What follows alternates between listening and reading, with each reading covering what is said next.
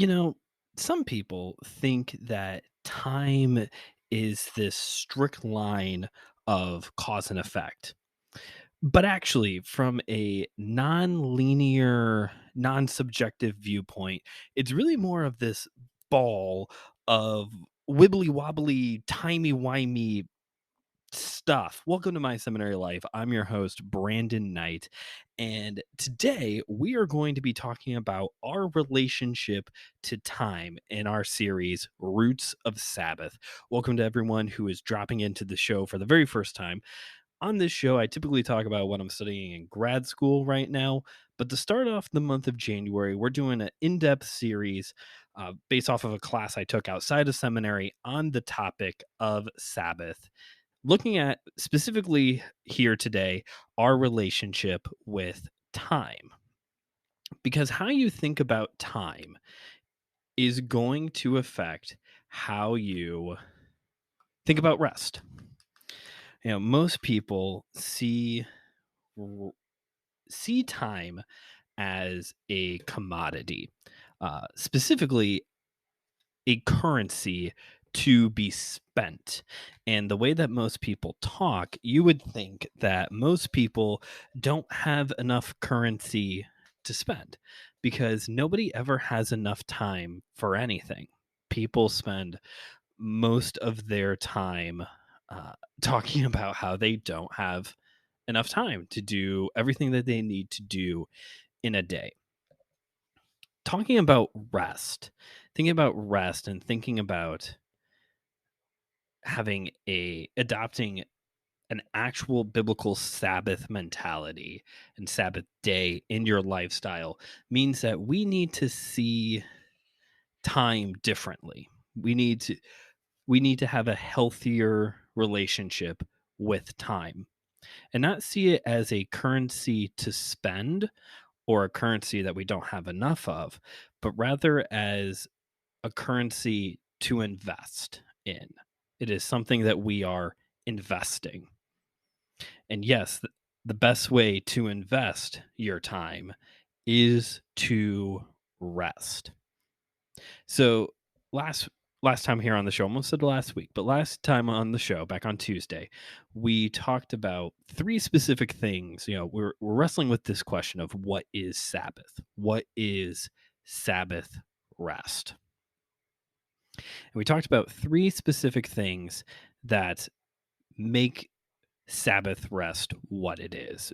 It's cessation. It's ceasing from labor, from commerce, from working to make money or to spend money.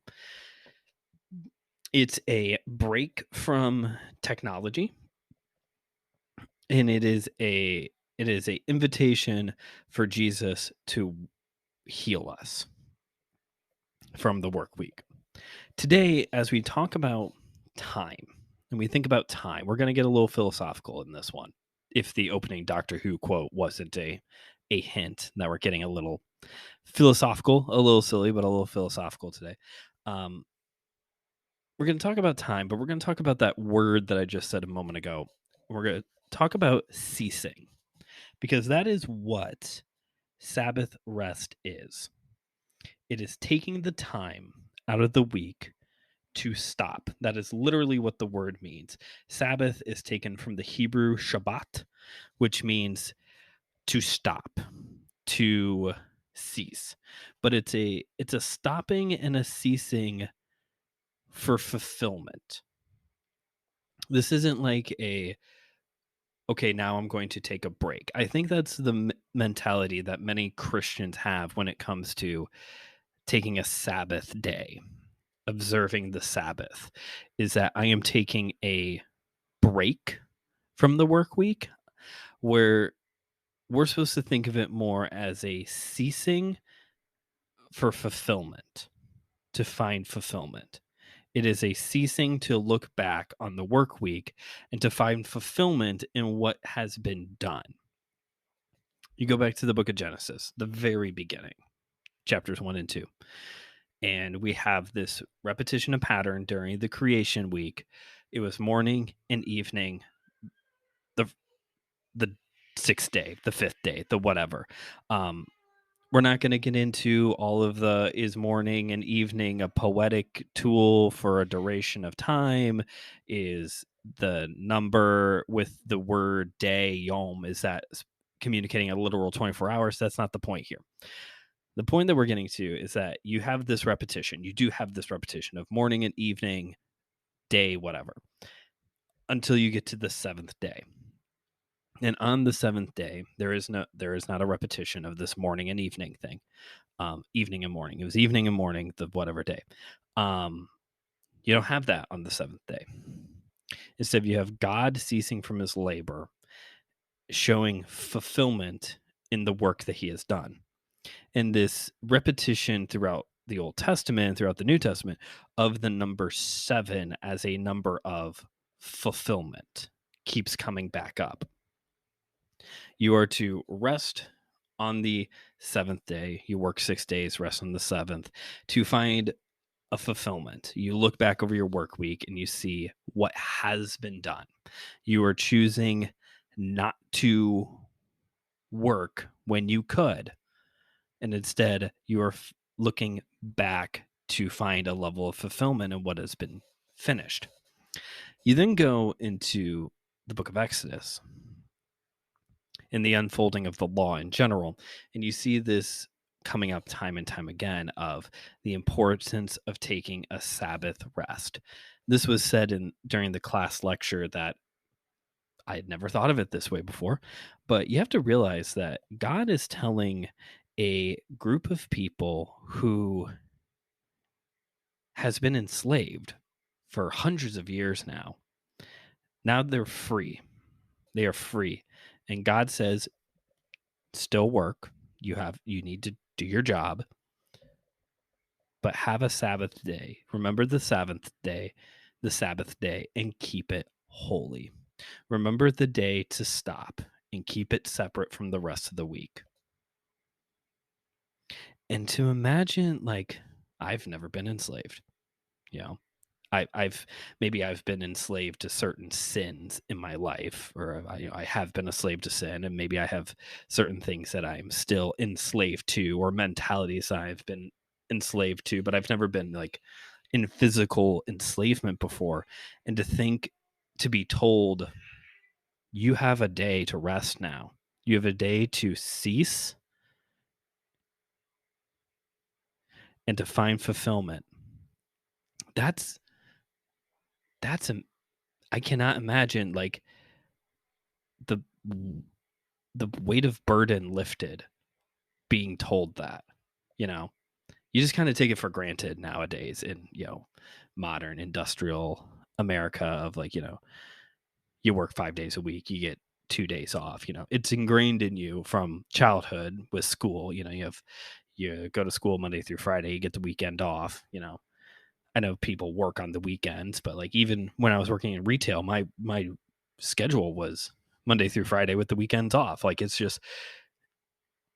almost more like you take it for granted now that like you get some time off during the week. Woohoo, the weekend's here. It's Friday night type of thing. But to be in this type of environment where you have been enslaved to work long, hard hours, day in and day out, with no breaks, no vacations, no days off. And now God has met you and he's telling you what it means to follow him. And one of those steps is you get to cease and find fulfillment in what you have done. That's amazing.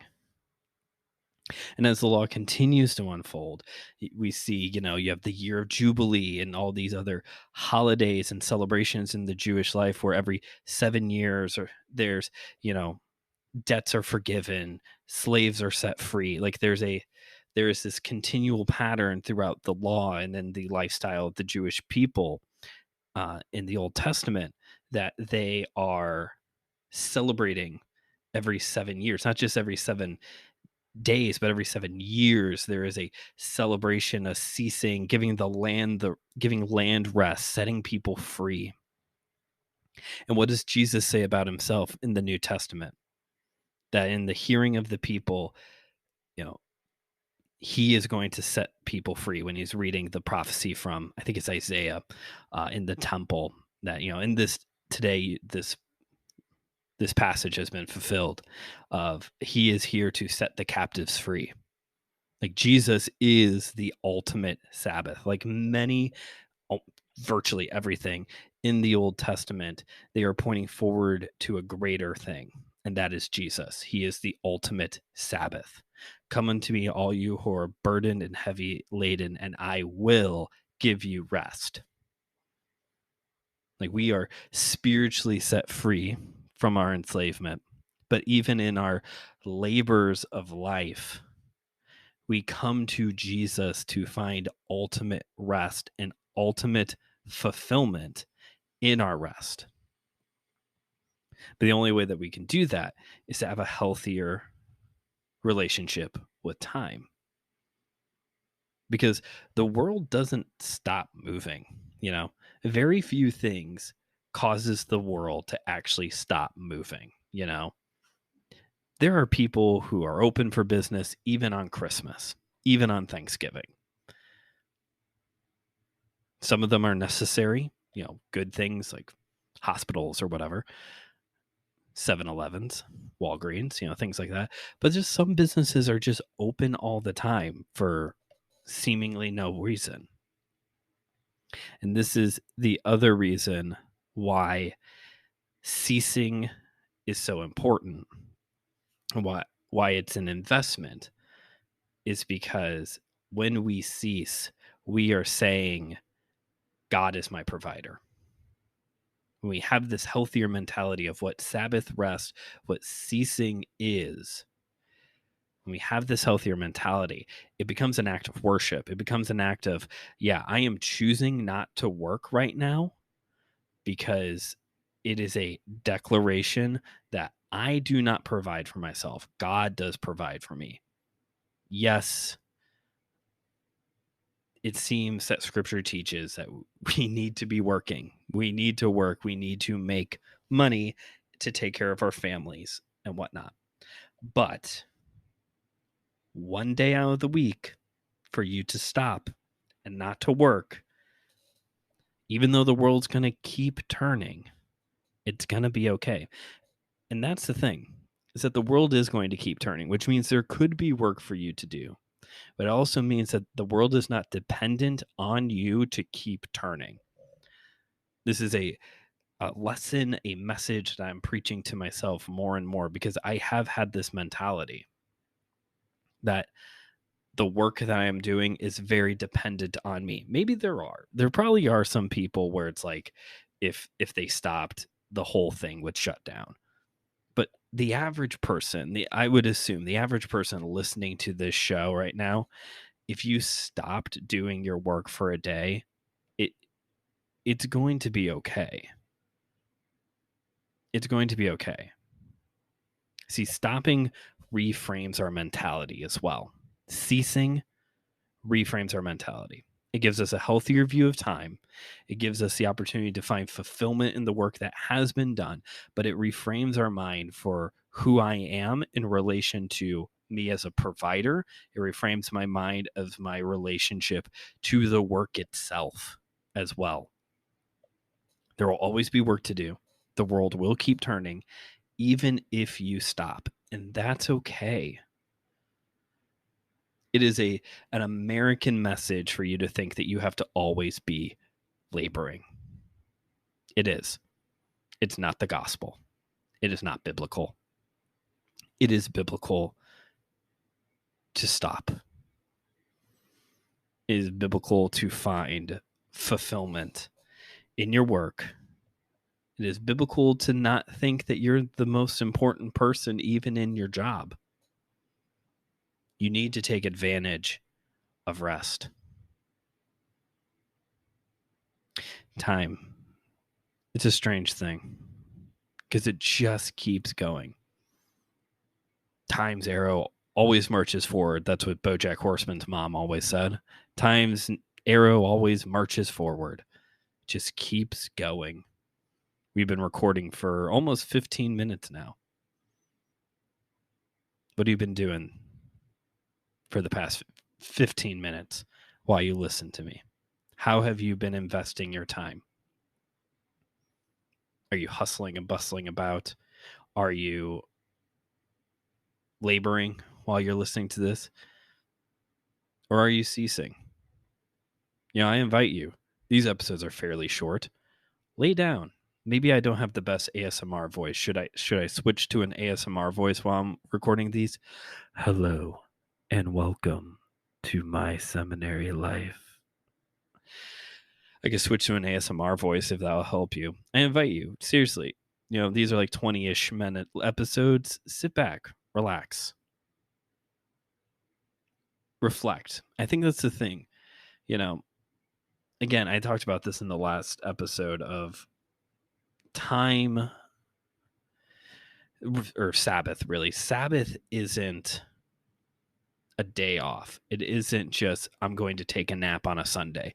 If you want to take a nap on a Sunday, take your nap, because obviously, like, you have worked hard during the week and you deserve to get a little extra shut eye, sleep in, go to bed early, take a nap, but it is so much more than that. Because obviously, again, Jesus is the ultimate fulfillment of the Sabbath.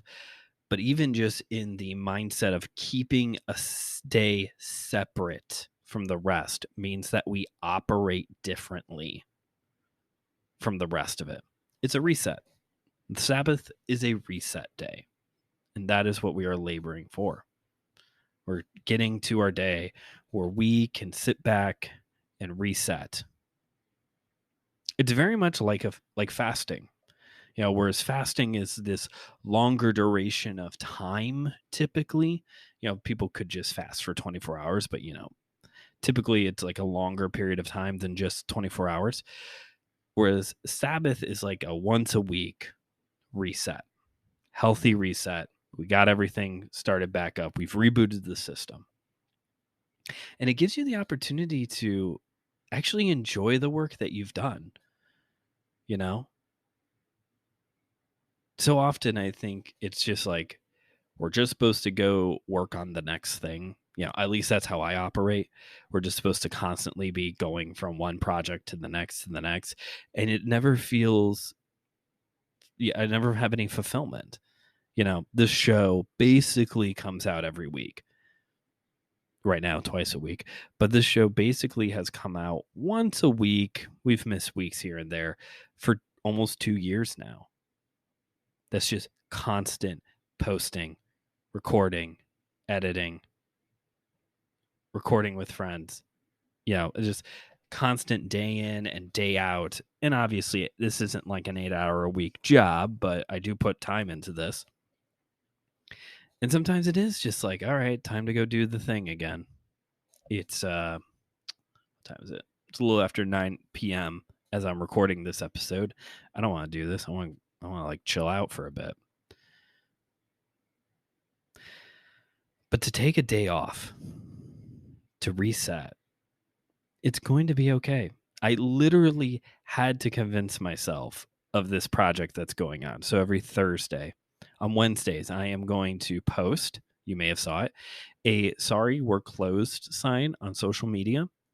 I'm taking Thursdays off. I know the Sabbath day in the Jewish thinking is Saturday, and in the Christian thinking is Sunday. Thursday just happens to be like the best day of the week for me to say I'm not doing any labor today. Specifically thinking of like my podcast related stuff. So if you're listening to this and you want to book me on your show, don't ask me on Thursdays. Don't ask to record on Thursdays. Closed on Thursdays, working on Fridays. And it was nice. I got to say, Wednesday when I posted that, it was kind of like, cool, I'm done. I don't have to think about this for over 24 hours at this point. This is great. But what was difficult was even getting to a point of accepting the fact that I should take a whole day off. I usually limit my schedule. I pick a day every week where I limit what I'm going to work on. But to take a whole day off, well, like, won't people not think about my show? Will people, I'm going to, the posting, the algorithm's going to forget about me. People might not find out about the show. It's like all of that, because that is what's emphasized. What's emphasized is constant grinding, constant working, constantly trying to get the algorithm to bend to your will, bending the algorithm to your will, trying to just it's a toxic mentality. I've been in the podcasting world for barely 2 years, and I can tell you there's a lot of toxic mentality on the work and the hustle behind it. So to even get myself to the point of saying, okay, I'm going to take a whole day off to not even think about this stuff. I'm compartmentalizing it. It is over here on the shelf. Not going to do it on Thursdays. Not going to think about it. It was freeing. It really was. When I finally actually posted that we're closed sign, I was like, hey, I'm done. I don't have to worry about this anymore. This is great. And I can look back over the week of what I've gotten done. And then today I've been able to start thinking about, okay, what do I need to get done next? It really does help reframe. It really does. Well, our time is drawing to a close because time is a currency, because time is an investment. Our time is running out for this episode, so let's go ahead and start wrapping this up. So again, last time on the show, I talked about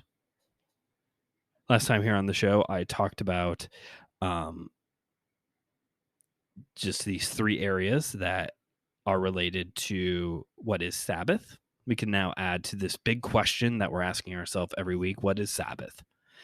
It's ceasing from laboring, it's ceasing from technology, it's finding seeking Jesus to heal us. And now we can add to this, Sabbath is ceasing to find fulfillment and to reframe our thinking on time and God as our provider.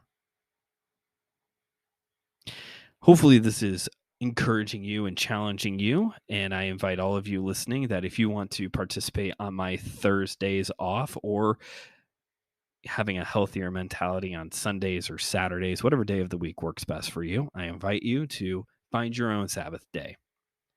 When are you going to cease? Think about it. If you like this episode, make sure to rate and review it wherever you're listening to it, and feel free to share the episode with a friend that you think might get something out of it. Head on down to the description of this episode if you'd like to find links to any of the important things like the website or the shop. And if you ever have any questions, comments, or concerns, bookings, pitches, whatever, you can always send those to email seminarylife@gmail.com. Once again, that's email seminarylife@gmail.com. All one word, all lowercase. I would really like to do a mailbag episode at some point, some Q&A episode, but I don't get a lot of questions. So if you ever have a question, feel free to send it in. I know that there's this like popular app that I see a couple of my friends using now to gather questions, and I'm sure it works great, but I'm trying to like cut apps out of my life. I'm trying to have less tech in my life, not more. So I don't want to use it, especially if just email. Just the email is right there, or the voice memo over on our profile on Anchor. You can always use that as well. Sometimes cute little messages come in through that. So if you have a question about Sabbath, I don't promise to have all the answers, or about anything related to what we've talked about over the past almost 2 years, let me know. We'll be back on Tuesday with more about Sabbath. Oh, also, don't forget, sale going on the MSL shop the entire month. Use promo code thank you to get a discount at checkout. I think that is it. Cool. We'll be back again on Tuesday. And remember, theology is for everyone. So keep on studying.